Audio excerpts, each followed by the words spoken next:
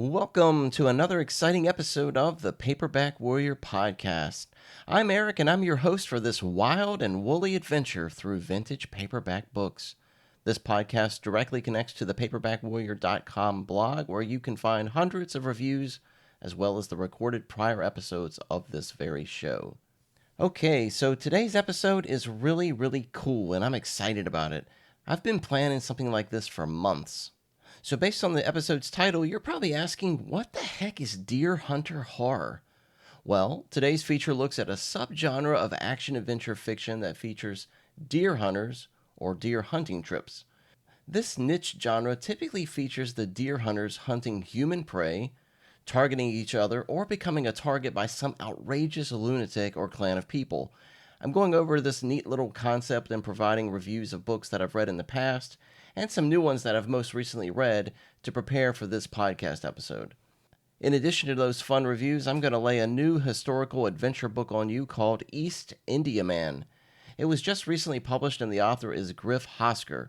He's become a phenom of self-publishing, and I've been digging his books of late, so I'm going to review that book for you. Also, I'm going to read a short story to you today called The Death Hunter, and that ties into our feature. That story is by the always reliable Steve Frazee, and it was published in Adventure magazine in 1952. But recently, I took a trip south to Central Florida, just east of Orlando, to scope out a store there called Cliff's. Now, I went in this store a few years ago, and it was just okay. I journeyed back to the store in spring of 2023 and found that it had improved some with a lot more inventory and a huge wall that had expanded with more crime noir inserted to what was otherwise just a massive collection of bagged science fiction books. My wife and I were in town to see a Dracula play, which was very good, but we had a half day to kill, so we hit this Cliff store again. My God, this place is basically one large room and then one very narrow room. The first thing you need to know about Cliff's is that the owner is one of us. He loves vintage books, and I believe he thinks of the store as his own personal collection. The previous two times I've been in there, the owner was gone. From what I gathered, the owner of the store travels around the country to auctions and he buys old stuff. Now, when I say old stuff, I mean anything pop culture. His store is completely stuffed with old toys, lunch boxes, action figures, beverage glasses, models, and of course, loads and loads of books. There are so many books here that the shelving system has been nearly abandoned. There are large banker boxes of books stacked nearly floor to ceiling in the back of the narrow room. The other room has boxes of books just laying on the floor due to the shelves overflowing with books. There's one large table or group of tables that have book boxes on top of them, and under the table it is completely stuffed with boxes of books. Now, this store has a robust comic, magazine, and graphic novel inventory on top of fiction books, and it also has a lot of non-fiction books. The non-fiction stuff is about books, music, pop culture, the Wild West, the film industry, and so forth. So it's really a nerd junkie paradise. Now, I have a companion video to this podcast with photos and videos of my trip to Cliff's. You have to watch this video. You'll find it on our YouTube channel today. But just to give you an idea, there were boxes there of Robert E. Howard paperbacks. There were hardcover editions of Howard's books, as well as including 4 or 5 long boxes filled with Savage Sword of Conan magazines. There's a huge selection of Edgar Rice Burroughs books in both paperback and hardcover. The Ace Double Science Fiction selection was one massive wall with all the books in bagged sleeves. There were westerns and murder mysteries from the early to mid-20th century by the likes of Fawcett Gold Medal, Dell, Paperback Library, Graphic, Bantam, Pyramid, Lancer, Ballantine, and Dahl, just to name the ones that I remember. If I was describing this store on social media, I could use the hashtags Conan, Moorcock, The Spider, Doc Savage, Knight Rider, Ace Doubles, Mapbacks, Laser Sci-Fi, Ellery Queen, Doctor Who, James Bond, Pulp Fiction, Gore, Swamp Thing, Cole, The Green Hornet, and stuff like John MacDonald or Alistair MacLean or Ross MacDonald or Nick Carter or Rex Stout. You get the idea. This place is a paradise. Watch my video to see the absolute insanity of cliffs. Okay, how about we jump from the cliff right into this feature? I've got a lot to present to you in this feature. Pack your bags into the big old scary forest of today's wild, wild feature. I'm going to hit some music.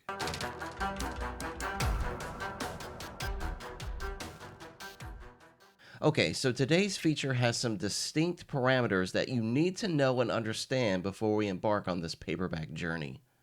So, deer hunter horror is a term that I'm using to describe this niche subgenre of action adventure. And it's just that. It involves deer hunters that experience some sort of horror.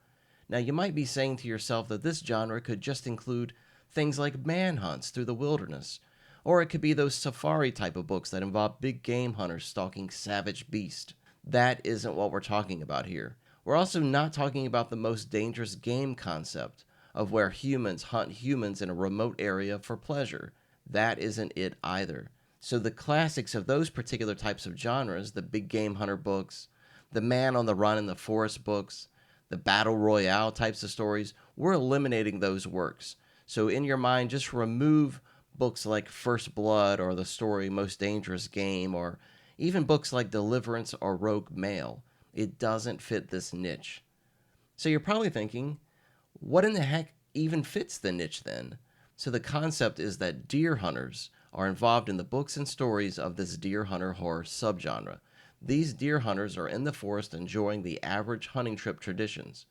That is, mostly groups of people, predominantly groups of middle-aged men on a hunting trip, and casually searching for deer. They camp in tents, they drink beer, and they tell fun stories of the good old days while complaining about their normal 9-to-5 existence. But in those books and stories, something goes wrong. A common situation is where one of the hunters turns on another hunter and tries to kill them or other members of the hunting party. Sort of the disgruntled hunter who has reached some sort of boiling point in his life that leads to homicide with his fellow hunters. Surprisingly, there are a lot of novels and stories that have this as a main plot point. Other examples of deer hunter horror can also be the hunters running into danger in the forest that involves supernatural elements, or monsters, or backwoods redneck lunatics, as opposed to just backwoods rednecks, which I've occasionally been described as in my younger days, or other murderers that either live in the forest or are just using the forest as a hunting ground to kill deer hunters. There are a ton of novels and stories that feature this sort of thing. It's important to know that deer hunter horror has to obviously involve deer hunting or hunters. The easiest way to think of it is if you took James Dickey's 1970 Deliverance novel and just modified it. In that book, a group of men are in the forest on a rafting trip, and they stumble across crazed rednecks that attempt to rape and kill them.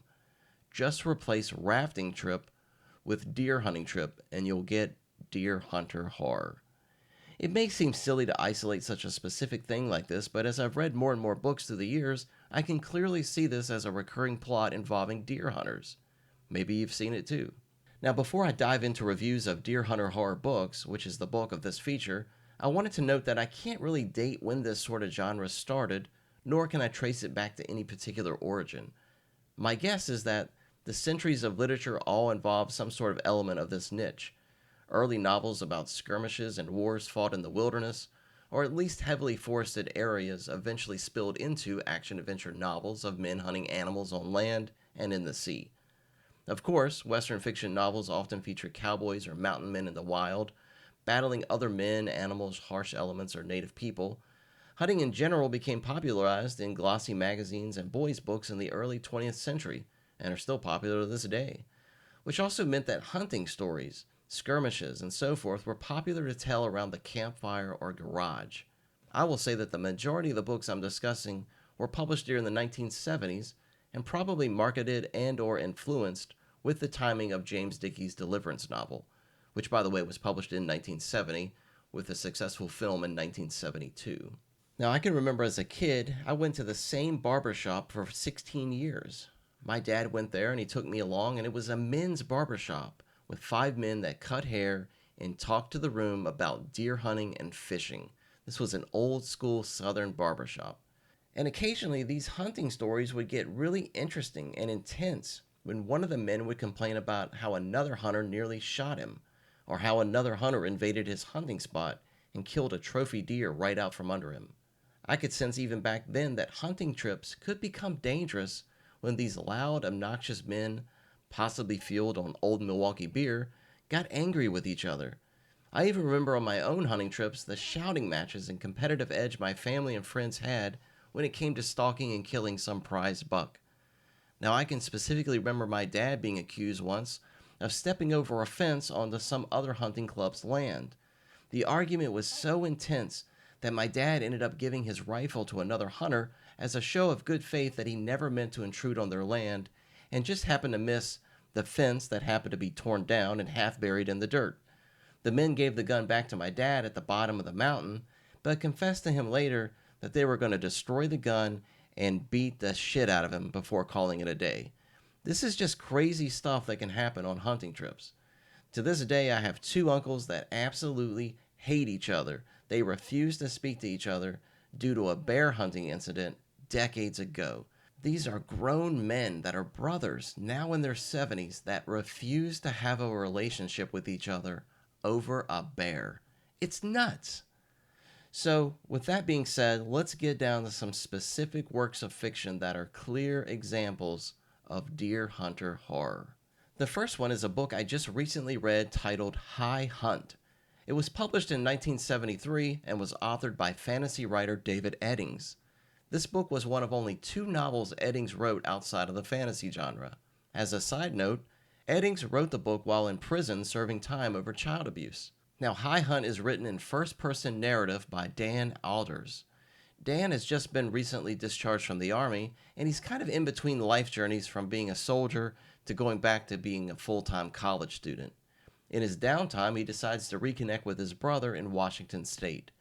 The two have been estranged for years and never were really close. Now, Dan visits with his brother and finds him married with kids living in a trailer court. Dan's brother drinks beer and works at a pawn shop, and as weeks go by, the two become close, and Dan meets all of his brother's outlandish friends. This group includes a wealthy guy that cheats on his wife, there's a Vietnam veteran that is clearly suffering from PTSD, and this nerdy guy with a demanding wife. The book's first half is dedicated to character development. Dan learns that there are secrets being shared by the men concerning other men in the little group, like who's cheating on who with whose wife, and who owes money to who, and who works for who, and so forth. There's lots of tight, hidden strings connecting this group. Dan's brother decides a hunting trip into the high peaks would be a great bonding time and a way to kick back, drink a lot of beer, and complain about the old ball and chain. So the group hire a guide, and they go on a week-long hunting trip. Once these hunters get into the wilderness, far from civilization, unchecked emotions leads to some animosity between each other. The Vietnam vet hints to the nerdy guy that he's banging his wife. So seeds are planted and things begin to spiral out of control. Eventually, Dan spots the nerdy dude crawling through the brush and taking a rifle shot at the vet. This is the perfect example of deer hunter horror. Hunters turning on hunters. Granted, High Hunt is more of a literary novel, and what I would consider a fantastic American novel, but it has that deer hunter element gluing the story all together. How the hunters behave and respond when one of them turns on the other with deadly intent.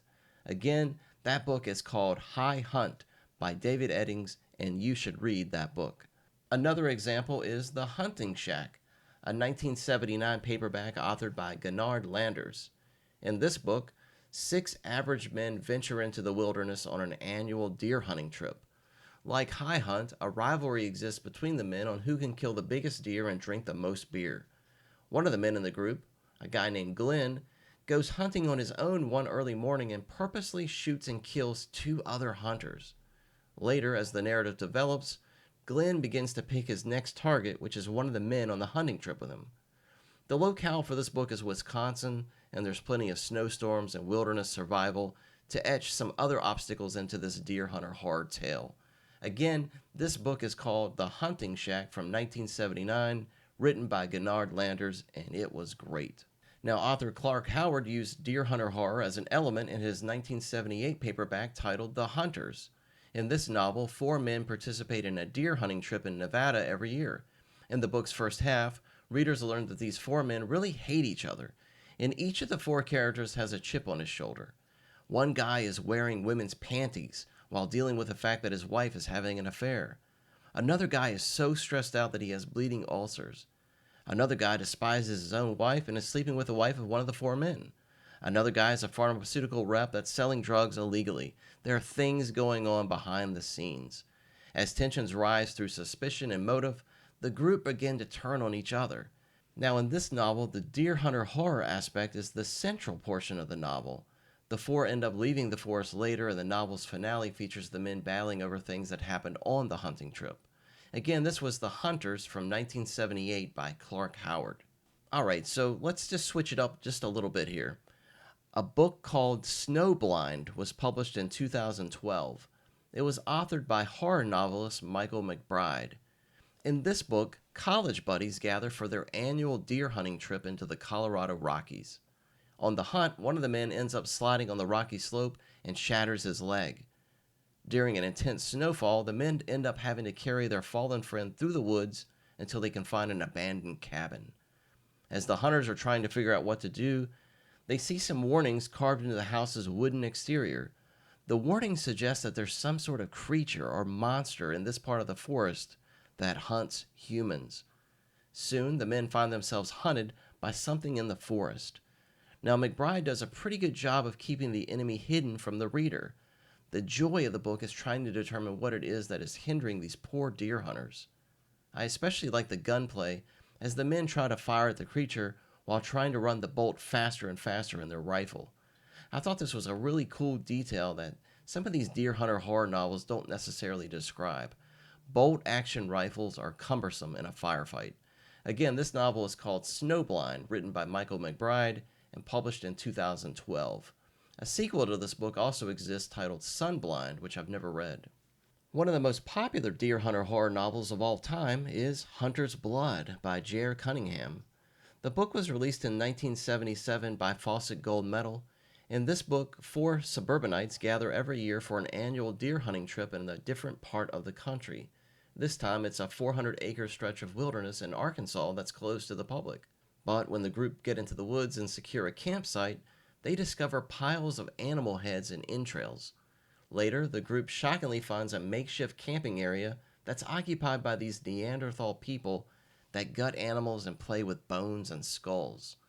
The hunters end up clashing with these strange and downright terrifying forest dwellers. Eventually, the narrative turns into the hunters themselves being hunted by these backwoods inbred cannibals. I'd say comparisons could be made to the 1974 film Texas Chainsaw Massacre and 1977's The Hills Have Eyes. The book was also adapted into a film that just wasn't very good, but this novel is an absolute classic, and I encourage you to read it. Again, the book is titled Hunter's Blood by J.R. Cunningham. The Only Good Indians was published in 2020 and authored by Stephen Graham Jones. In this book, the time shifts from present to past as readers experience four men hunting on their Native American reservation. The four eventually end up crossing over into a sacred part of the reservation that's dedicated to the reservation's elders. They aren't traditionally or legally allowed to hunt there. The men kill deer, in this case elk, on this sacred ground and learn that one of the animals was pregnant. They bury the entrails in the fetus, and then the book returns to present day. However, what the men did on the sacred ground comes back to haunt them. They believe the spirit of the elk is now haunting them due to their hunt on this restricted area. Now, I haven't read this particular novel, but it does get rave reviews. I consider it another perfect example of deer hunter horror. Again, the book is called The Only Good Indians, and it's by Stephen Graham Jones. Open Season is another book that I consider deer hunter horror, even though it violates one of my rules. I'll explain that. Open Season began life as the novel The All-Americans by David Osborne. Now, Osborne wrote the book and the screenplay, and it was purchased by Columbia Pictures. The title was changed to Open Season, and the novel was published under that title in various formats. That movie starred popular actor Peter Fonda. In other parts of the world, that film is also titled Recon Game. Now, in the Open Season book, it introduces three college buddies who take an annual trip into the Wisconsin forest to hunt deer and people. So the deal is that these three guys, Art, Greg, and Ken, take this sabbatical hunting trip to drink beer, kill deer and other wildlife, and rape a woman. Now, here's the part that's going to violate my rule. These three men kidnap a man and a woman each year, typically a couple of lovers, and they take them into the wilderness to hunt them. So it is the most dangerous game, just changed slightly. That part doesn't count for this niche. But it totally does, because while these three men are out hunting deer as well as the two people they've captured as targets, another mysterious hunter in the forest is hunting the hunters. So the niche is that deer hunters are being targeted and hunted. In the book, the three men capture a man and woman who are secretly having an affair away from the tranquil married life. They leave their spouses behind for a short vacation into the woods to do the nasty. But the two are targeted at a motel by Art, Greg, and Ken and hauled out into the Wisconsin wilderness. There, they shackle the man in the kitchen and then convince the woman to consent to have sex with all three men repeatedly. She goes along with it thinking that she will just befriend them and then she can escape whenever things get really awful. She even likes the whole ordeal when she gets going with the men. But on day 2, the three give each of the victims a 20-minute head start to run into the wilderness and commence to being chased. The three men, of course, have rifles, and the victims, of course, have twigs and branches. Totally fair, kind of like deer hunting. But once the chase ensues, another hunter, unknown to the reader, begins hunting these three hunters. It's a savage, violent book at 267 paperback pages, and definitely not for the squeamish. There's graphic sex with faces and heads being shot off, but the book is really good at about page 120, and the pace never slows down. The narrative is a riveting read and was just entertaining as heck. Again, this is Open Season by David Osborne. Another book that fits the niche is Deer Hunt by Peter Lefcourt. This book was published by Pyramid in 1976. Now, in this book, two brothers named Sid and Dave are reaching this high-tension era in their relationship. They live in a small town in northern Vermont. After their father dies, these 30-something aged men take over their father's pharmacy. Sid is the bookkeeper and basically just runs the business.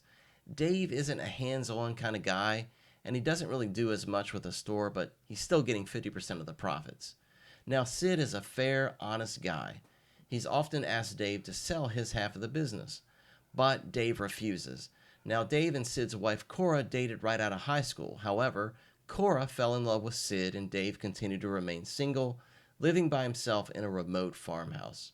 Now, years ago, Sid and Dave would take an annual hunting trip into the wilderness to kill deer, drink beer, and play rummy. However, Dave stopped going with Sid and now remains as an elusive weirdo that spends his time reading gun magazines.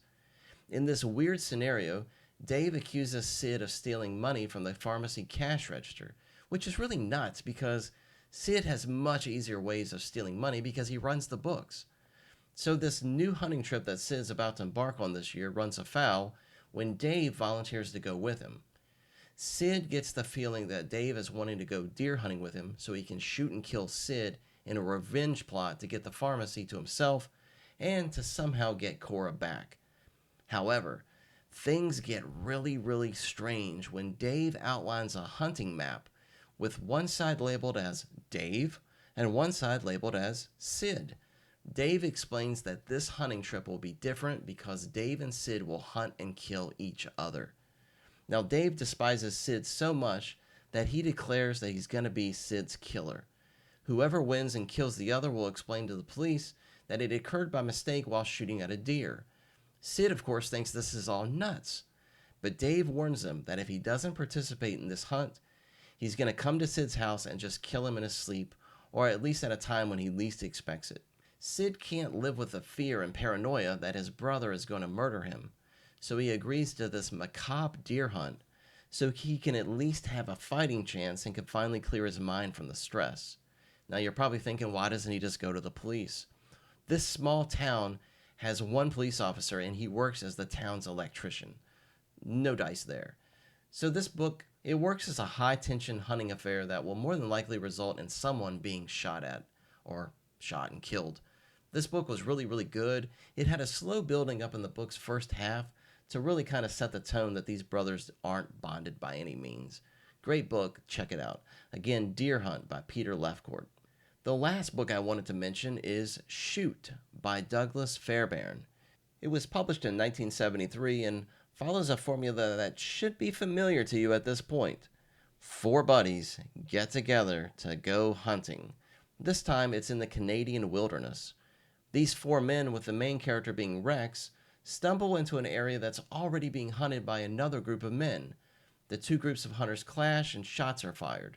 One of the rival hunters is killed, and Rex and his friends quickly skedaddle out of the forest and return home.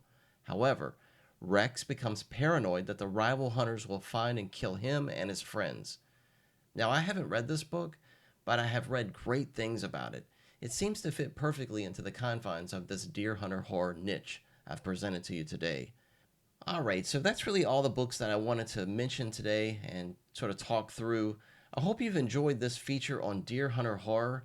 If you know of any books that fit this particular niche, please let me know. I'm going to keep adding to my list. This is a fun little hobby of my book collecting, finding these books that contain deer hunting episodes, if you will. So with that off our table, last thing left here on our traditional podcast is to review a book. The book I chose to review for this episode is a brand new one that was just published. The title is The Indianman. Indianman is one word. The author is Griff Hosker, and everywhere I look these days, I'm seeing his name. Now, Hosker is a retired English teacher who picked up writing fiction as a hobby in his post-retirement. That hobby has led to over 150 books penned by Hosker, with over 25 series titles making up that number. He prefers to be self-published and likes the idea that he can control his own editing and keep this business in the family. This was my first read of a Griff Hosker book. Again, this is The Indianman. In the book's prologue, William introduces himself to the reader in first-person narration. He's a boy without a family or home. His father died and his mother moved away to live in Java. As a wharf rat, William embarks on a life of theft and robbery to survive. After a successful string of crimes, he learns that he chose the wrong victim. A notorious pirate is now after William to recover what was stolen from him. With no other recourse, William hides on a ship headed north of the Canary Islands. In these early chapters, William navigates this large boat and steals food and water from the crew and passengers. However, after stealing a crewman's coat, William is eventually caught and brought before the captain. Generously, they ask William to earn his own way by becoming a hard-working crewman, working with things like sails and ropes. The experience humbles William, and he eventually begins to see that his life could exist without criminal elements. After he makes a strong defense against pirates, William is asked to join a regiment of British troops. It's a type of special forces made up of former prisoners. This special task force will work for the East India Company. William accepts the job, and then East Indianman really rolls into action. Through the book's second half, William adapts to his new role as soldier, horseman, and killer. As he grows into a man, he contends with the rigorous chores of rising through the ranks while in combat with nefarious village leaders, the enemy French regiments, and a secret mission to liberate a missionary family from a stronghold, which was particularly exciting. Honestly, I wasn't sure how I would feel about Hosker's work and the fast and furious pace at which he writes and publishes his novels. Is it quantity over quality? Thankfully, East Indianman is one of the best contemporary novels I've read this year. The book is expertly written in the first-person perspective and is presented as an epic adventure in a convenient 200 pages. Hosker successfully removes any fluff from his writing and just sticks to the basics. He tells a great story that's engaging while completely developing a character that adapts as the pages turn. This was such a treat to read, considering historical fiction can lose itself in dense details that surround the plot. For validity, Hosker includes a list of his references to substantiate the story's locale and period, as well as a brief history of the East India Company. If you like historical fiction that doesn't pad itself out to like 500 pages, get the meat and potatoes with this 200-pager, The Indianman. You'll be glad you did. And folks, that is it for the traditional podcast episode. Stick around for a short story reading. If you're going to drop off here, though, be sure to continue following us at paperbackwarrior.com for reviews nearly every day and podcast episode news and video alerts. Thanks for listening, and we'll see you back here in 2 weeks. And for those of you sticking around, my last order of business today is reading a short story by Steve Frazee titled The Death Hunter. It was published in the 1952 issue of Adventure magazine. It ties into our feature on deer hunter horror and the idea of a deer hunter being hunted himself. So, let's get down to business with The Death Hunter. During the final moments before the train gathered its slack to start north, Arnold Davidson held fear out of his voice, if not his eyes. He asked, "And if you find that he's going to jump the country, what then?" Little ridges of flesh pinched over the fine white lines at the corners of Stuart Buchanan's gray eyes, and he didn't meet Davidson's look. "I don't know for sure." Davidson raised one hand as if to drag his friend off the coach steps, and then he withdrew the hand and let it fall at his side. "The police have cleared Roy Sargent, remember that." Couplings banged, metal jarred, and the train began to move. Davidson walked in the cinders beside the steps. "There's real no evidence that he shot McKee. The police are still... Sometimes the law wants too much evidence." Buchanan's brown face was harsh. One big, work-hardened hand gripped the guardrail firmly. His eyes looked past the tiny station toward wheat fields glowing in the sun. The hard cast of his deadly bitterness lay around him like four walls. Davidson was running. "Don't lose your head, Stu. Let the police do their work." "Shep McKee carried me down to the beach and out to the boat at Depee," Buchanan said tonelessly. Davidson was sprinting hard. "I know, but..." He stopped running. The coach went past and Buchanan did not look back. Part of Davidson's last shout came to him. "I'll get you word if they..." Wind and the rattle of steel killed the rest. Stuart Buchanan took his pack and cased rifle and went into the coach where Roy Sargent, given a clean slate by the police in the death of Shepard McKee, was riding north on a hunting trip. Sargent was the tall, deep-chested man alone in a seat near the front of the coach. His skull seemed too small for the rest of him, an impression heightened by the way short, dark ringlets of hair lay close to his head as if damp with perspiration. From flat, black machine-gunner eyes he gave Buchanan a curious glance as the latter passed. The coach wasn't crowded. Buchanan took a seat near the rear of the car and tried to keep his eyes off the back of Sargent's head. So Sargent was going hunting. Davidson accepted that, even though he said it was the first time Sargent had been known to go after big game. Sargent was a great one for birds, though. It had been peasants that day 2 weeks ago when Shep McKee had asked him politely not to hunt the field where the sheep were. Sargent made several insulting remarks about farmers who thought they owned everything that happened to light on their land.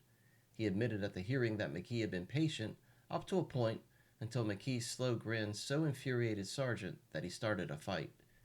Although handicapped by the stiffness of a broken elbow, McKee had given Sargent a thumping and forbidden him to hunt on the farm any longer. There had been a great deal of shooting on McKee's land that afternoon, particularly where a 6-acre pea field butted against high willows along a ditch bank. Approximately 2 hours after the fight, 2 hunters had seen Sargent come from the willows and run through the pea vines towards his automobile on the road.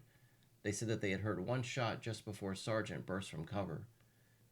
They weren't sure just how close he had been to the place in the willows where a few minutes later another hunter, whose gun showed that he hadn't taken a shot that afternoon, found Shep McKee dying from a shotgun charge fired at close range. Sargent had quit running by then and was kicking at tangled weeds and long grass along a fence row, still moving towards his automobile. The man who found McKee began to shout for help. Sargent kept moving away, claiming afterward that wind and distance had muted the yelling until he thought it no more than a plea of a hunter calling to his partner for aid in finding a downed bird.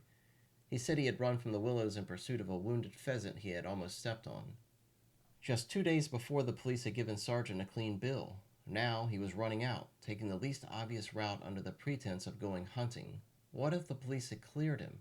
After 2 weeks of thinking, a sneak's own feeling of guilt would lead him to take a sneak's way out, even when he didn't have to. That would be the final damning bit of evidence, the mere additional speck that Buchanan needed. He forced himself to take his eyes from Sargent's back. He kept telling himself that he didn't know for sure what he planned to do, and he knew that he lied. He knew what he intended to do. All that was left was how. And it wouldn't be a sneak's way. He'd face Sargent man to man, let him know what the score was, and give him an honest chance. He'd do it for Shep McKee, whose blackened face had been blank with pain, whose shattered arm dripped blood into the sea while Stuart Buchanan lay helpless on his shoulder and the little boat drifted further away on the dark water. And then he was looking at Sargent again, and Sargent was twisted around in his seat studying Buchanan curiously. The dark-haired man smiled tentatively, then rose and came down the aisle, swaying with the train, gripping the backs of seats. Somewhere behind him, Buchanan heard the conductor talking to a woman with children. A little child cried, "Pretty." The conductor laughed and said, "She likes these brass buttons." Sargent stopped at Buchanan's seat and smiled. It was a twisted grimace, Buchanan thought, twisted and crafty, but he received it dispassionately. His anger had gone now, and the heat of it had tempered a sharp edge inside him. Sargent said, "I see you're going up for some of the big stuff." Buchanan nodded.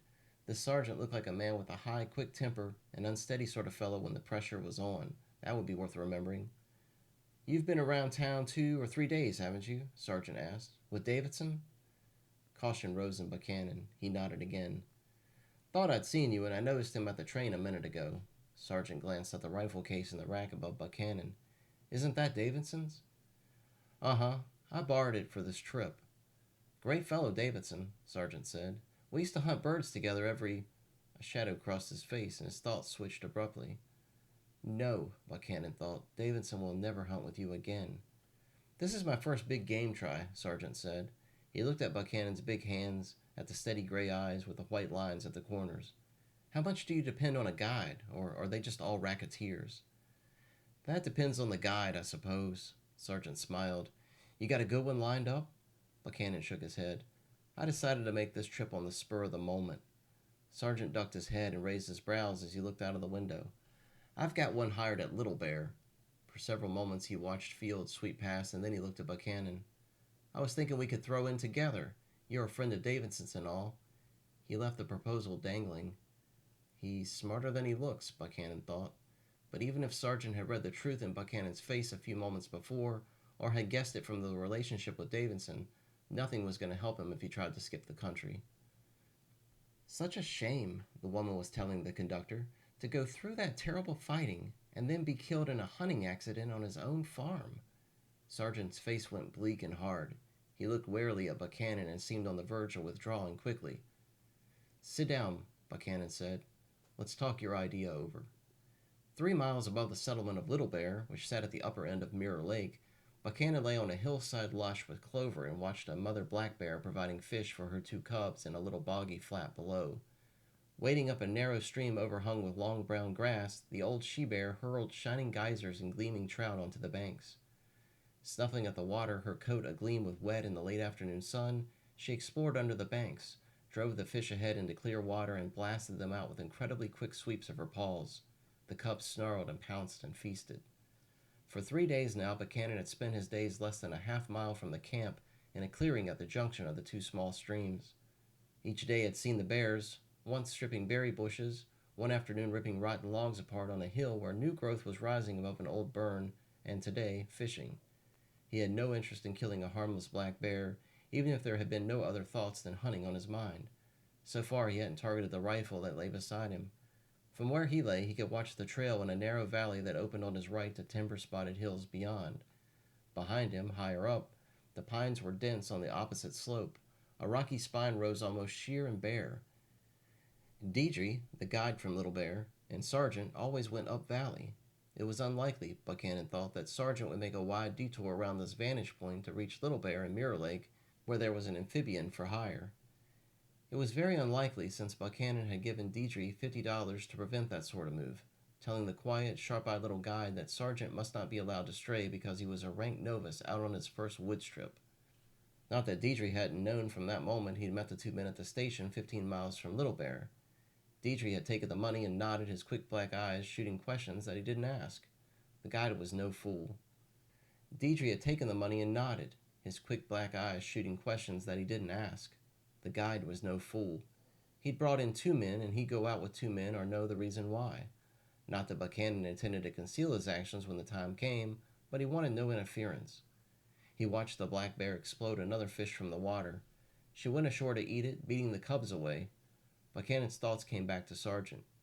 So far, Sargent had given no indication that he knew what lay in Buchanan's mind, but he must have wondered why he had a hunting partner who always went alone and after the others had left.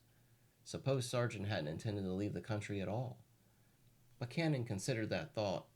It had crept up on him several times in the last 3 days, and each time he beat it back with the fact that he had seen a glimpse of an unusually large number of big notes in Sargent's wallet when they were buying supplies with Deidre.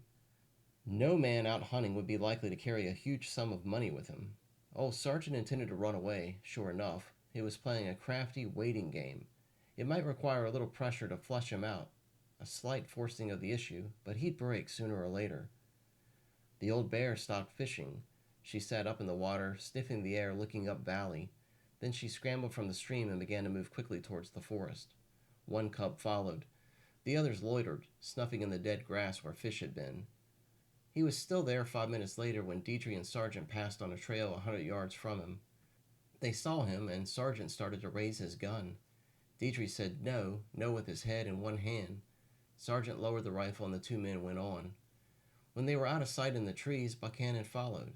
He scared the cub from the stream, and it ran to the edge of the timber where it climbed 5 or 6 feet to the crotch of a small tree, clinging there as if in complete safety while it watched Buchanan go. Sargent was sullen in camp. That evening after supper he complained, "There's no game here." 3 days of tramping and we see one cub bear. He looked at Deidre. "What did you do, pick an easy place to get to?" "There's game here," Deidre said quietly. "It takes patience. It is not like the old days." "Game here? Patience?" Sargent turned away in disgust. "For the time and money this has cost so far, we should have been overrun by game." Deidre shrugged. "If you wish, we can try another place." "I like it here myself," Buchanan said. "I don't want to move right now." He looked at Sargent. "But you two could go back to the lake and try the country west of there for a few days, if you want to, that is." He watched Sargent narrowly. Some of the temper went from Sargent's face. After a while, he said, "No use to split up, even if you don't take much interest in hunting. We could all move or stay together. Maybe Deidre's right. Maybe we've just had a bad run of luck here." He knows, Buchanan thought. The decision will have to be pushed on him. When Sargent was at the stream getting a drink, Buchanan said to Deidre, "You heard on the radio about the man killed 2 weeks ago south of here?" Deidre took his pipe from his mouth. "I heard." "Ask about it after a while." Deidre nodded slowly, his eyes unreadable. Watching through the drift of smoke and curling flame tips, Buchanan saw Sargent's expression turn from quick defense to bleakness when the guide asked, "Did they ever find out who killed the farmer down where you fellows live?" His eyes dark hollows in the firelight, his lips twisted, his teeth gleaming whitely. Sargent raised his head to look squarely at Buchanan. "The police haven't found out yet," he said. "One day they will, or the men who caused that accident will confess." His voice was low and toneless, as one speaking either from bitter resignation or desperate hope. The silent trees behind them, the play of firelight on their faces, the night and wilderness about them, all that made dissembling almost impossible, Buchanan thought. Then, too, the flat, dull tone of Sargent's voice gave strength to the thought that he had spoken from hope instead of fear. Deidre's black eyes watched Buchanan quietly. Sargent dropped his gaze to stare into the fire. Sometime later, Sargent said, "Maybe, after all, if we have no luck tomorrow, I'll go with Deidre west of the lake." Buchanan's gray eyes were cold and unwavering as he looked across the flames at the dark ringlets on Sargent's lower head. He was half smiling when he said, "Try it, Sargent, if you think the move is worthwhile." In the furry hours of darkness while he lay awake in his sleeping bag, doubt came once more to Stuart Buchanan. Over and over he fought to keep alive the picture of Sargent running through the sere and fallen pea vines. But the vision of McKee dying in the willows by the ditch did not come. He always saw McKee staggering on the surf with a wounded man on one great broad shoulder. Sometimes the little boat rose and fell and drifted farther and further away on the dark water, but McKee kept struggling toward it. Sargent was not sleeping well either. Buchanan saw the blossoming of matches and the glow of cigarettes one after another, and once he roused from a doze to see Sargent standing by a rebuilt fire, looking toward the blackness of the forest. They were quite late in starting up valley the next morning. Buchanan gave the other two their customary lead and then headed for his observation point. He heard a lone shot from somewhere ahead. When he came from timber to a clearing, he saw Deidre and Sargent several 100 yards above him on the clover hillside. They yelled and waved their arms, but their words did not come distinctly. Moments later, against a rotting log, he found a dead cub still warm and bleeding. It was probably the independent little fellow that had stayed by the creek the day before when its brother and its mother fled into the trees, he thought bitterly. He picked it up and stared savagely at the two up on the great hill. Deidre would not have allowed this if he could have prevented it. That miserable, murderous sergeant. For a breath of time his anger blinded him to his danger, and then he realized why the pair had been shouting. He was still holding the cub when he turned to look at the timber ahead. The old she-bear came from it. She saw him and stopped. She reared and sniffed. Then she dropped on all 4 feet and faced him with her head lowered between the bulge of shoulders. In the instant left to him for decision, his brain churned with the thought, I didn't do this. He wanted to shout it at the bear to make her understand, and the same reason that prompted the wish told him brutally that he had to run or kill. He dropped the cub and raised his rifle, pinched at the corners. His eyes looked down the cold steel tube. The black bear did not move. He lowered the rifle, stepped backward over the log, and began to retreat slowly. Step by step he moved back, realizing that the wind was in his face, that the bear might not have scented the blood of her dead cub yet. And then she charged, bellowing. Buchanan went back one more step. His right foot dropped into a stump-rotted hole. He fell, twisting himself to light on hands and knees. The sharp, flat blast of rifles came from the hill. He heard the enraged clamoring of the bear. Resting on one knee, he swung his rifle around. The bear's charge had carried her past the dead cub, and then she had gone back. She was snuffling at her offspring now. She cuffed it gently and whined plaintively. Leaf mold splashed around her from bullets off the hill. She sprang to slash at the movements with her forepaws, snarling and biting where the missiles had struck. Buchanan rose and backed into the timber. The firing from the hill stopped. A few minutes later, the she-bear shambled in the direction from which she had come, her second cub joining her at the edge of the forest. Why didn't you shoot at the very first? Sergeant asked when the 3 men met on the hillside. There's been enough killing, Buchanan frowned at himself. Thoughts of killing, he said. He felt like one whose head is suddenly clear after a long fever. I wanted to yell at that bear, to make her understand some way that I hadn't harmed her cub. It was an idiot's trick I did, to kill that cub, Sergeant said. Deidre made me go up the hill to get in the clear. We tried to warn you. Buchanan didn't seem to hear. I almost cried out to her to understand, but there I was with all the guilt forced on me. There I stood accused of murder, and every indication pointed to my... He stopped suddenly and gave Sergeant an odd look. I know, Sergeant said bitterly. I know exactly how you felt. He stared into the clover at his feet. Davidson must have told you what they said about McKee and me. His mouth was twisted and his eyes were bleak when he raised his head to look across the valley. I know how you felt, but that was only a bear you had to face. For the first time, Buchanan read right the expression on Sergeant's face, bleakness, the aftermath of defiance that tries to hide despair. Sergeant had not killed McKee. Buchanan knew it with far more sureness than he had felt in holding Sergeant guilty. He knew one thing more. Sergeant had never known the evil coiled and pulsing in Buchanan's mind. Deidre's intelligent black eyes were studying Buchanan. You want to hunt with us, now? The guide asked gently. Deidre had known. Deidre had guessed correctly. Maybe tomorrow, Buchanan said. Right now I'm going to make camp. Before noon, Arnold Davidson walked into camp. He glanced at the 3 sleeping bags and gave Buchanan a quick, worried look. He's hunting with the guide, Buchanan said. Davidson slipped his pack and sat down on it quickly, as if his joints were loose and his muscles jerking with fatigue. They told me at Little Bear, where your guide generally took his parties. He lit a cigarette and studied Buchanan's face a moment. You're yourself again, I see. I'm glad, Stu. The man who accidentally shot McKee gave himself up 3 days ago. Sergeant said he might. Davidson stared. Around a fire at night you can read a man's face, Buchanan said. Last night I knew Sergeant wasn't guilty, but I didn't admit it until today. He told Davidson about the bear and watched his friend's face turn white. You hadn't tried the rifle? Davidson asked. Buchanan shook his head. I'd fixed the firing pin so it wouldn't shoot before I lent it to you. It was childish, I know, but it was all I could think of to try and stop you. The good Lord takes care of everything, including bears and madmen, Buchanan said simply. Davidson stood up.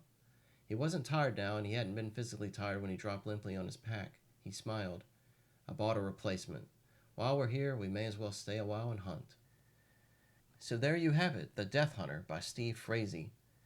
It was hard for me to really kind of put this one in the deer hunter horror niche, but in the story they didn't really say what they were hunting. It could have been deer, elk, could have been mule deer, could have been bear. Maybe they were just out shooting game in general. So I kind of put it into this episode thinking it maybe fits a little bit. Hope it did. Hope you enjoyed the story. I always like Steve Frazee's writing, and I really like that story and how the guilt kind of looks at it. You can kind of look at guilt from two different directions, which was really neat. But anyway, I hope you enjoyed this episode and stick around. In 2 more weeks, I'll have another episode up, which may be the final one for this year as we get into the December holidays. I'll probably come back again in January with more episodes, but we've got one more left in the tank in 2 weeks, so stick around for that. And again, follow us on Facebook. Be sure to subscribe on YouTube, and we'll catch you next time. Enjoy whatever it is you're doing.